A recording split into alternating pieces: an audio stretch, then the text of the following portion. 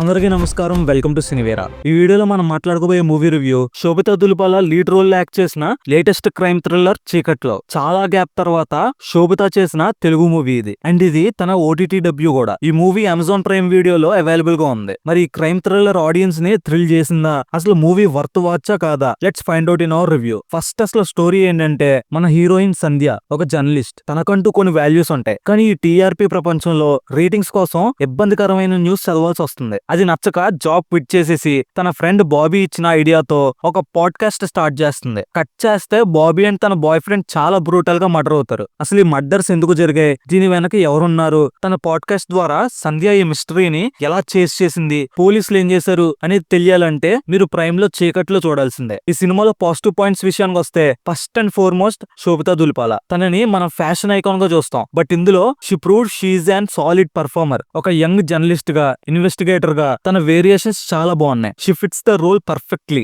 Next ఈ movie concept. Usually crime thrillers లో police investigation చూస్తాం, కానీ ఇందులో పాడ్కాస్ట్ ద్వారా క్రైమ్ ని సాల్వ్ చేయడం అనేది కొంచెం ఫ్రెష్ గా అనిపిస్తుంది. డైరెక్టర్ సెలెక్ట్ చేసుకున్న ఈ బ్యాక్ డ్రాప్ చాలా ఇంట్రెస్టింగ్ గా ఉంది. మూవీలో అక్కడక్కడ వచ్చే suspense elements and thrill movements decent గా వర్కౌట్ అయ్యాయి. ఎస్పెషల్లీ మెయిన్ విలన్ ఎవరు అనేది రివీల్ చేసే పాయింట్ ని నీట్ గా ప్రెజెంట్ చేశారు. అది చూసినప్పుడు ఆడియన్స్ కి ఒక వావ్ ఫ్యాక్టర్ అనిపిస్తుంది. అండ్ పర్ఫార్మెన్సెస్ విషయానికి వస్తే, సీనియర్ యాక్ట్రెస్ ఆమని గారు అలాగే వడ్లమణి శ్రీనివాస్ గారి రోల్స్ చాలా బాగున్నాయి. వాళ్ళు ఉన్న స్క్రీన్ టైం కొంచెం తక్కువే అయినా మంచి ఇంపాక్ట్ క్రియేట్ చేశారు. క్లైమాక్స్ పార్ట్ కూడా నీట్ గా హ్యాండిల్ చేశారు. ఇంకా నెగిటివ్ పాయింట్స్ విషయానికి వస్తే, ఫ్రాంక్ గా చెప్పాలంటే కోర్ పాయింట్ ఫ్రెష్ గా ఉన్న ట్రీట్మెంట్ మాత్రం చాలా రొటీన్ గా ఉంది. మన ఎక్స్పెక్టేషన్ క్రైమ్ థ్రిల్లర్ అంటే నెక్స్ట్ ఏం జరుగుతుందని టెన్స్ ఉండాలి, లాజిక్స్ ఉండాలి, కానీ ఇందులో ఆ హై మూమెంట్స్ మిస్ అయ్యాయి. స్క్రీన్ ప్లే చాలా ఫ్లాట్ గా రెగ్యులర్ ఫార్మాట్ లో వెళ్తుంది. పెద్దగా ఎక్సైట్మెంట్ అనిపించదు. ఇంకో పెద్ద డ్రాబ్యాక్ ఏంటంటే పోలీస్ ఇన్వెస్టిగేషన్ సీన్స్. అసలు పోలీసులు అంత సిల్లీగా బిహేవ్ చేస్తారని మనం ఎక్స్పెక్ట్ చేయం. చాలా అన్యాచురల్ గా,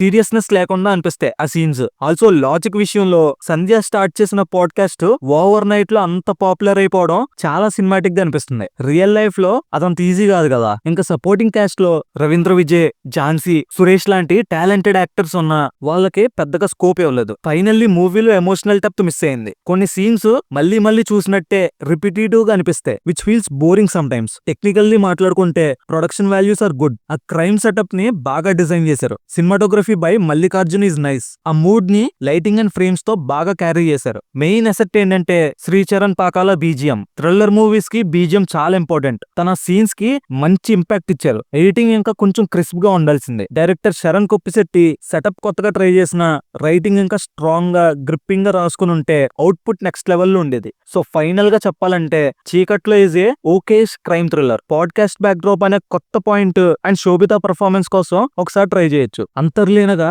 ఒక మంచి మెసేజ్ కూడా ఉంది, కానీ ఒక పర్ఫెక్ట్ క్రైమ్ థ్రిల్లర్ కి కావాల్సిన gripping screen play and logics miss అవడంతో ఇది జస్ట్ ఓకే అనిపిస్తుంది. Don't expect too much thrill. నా రేటింగ్ పైకి 2.75. మీరు ఈ మూవీ చూసారా? మీకు ఎలా అనిపించిందో కింద కామెంట్స్ లో చెప్పండి. ఇలాంటి interesting cinema content and reviews కోసం లైక్ కొట్టి సబ్స్క్రైబ్ చేసుకోండి.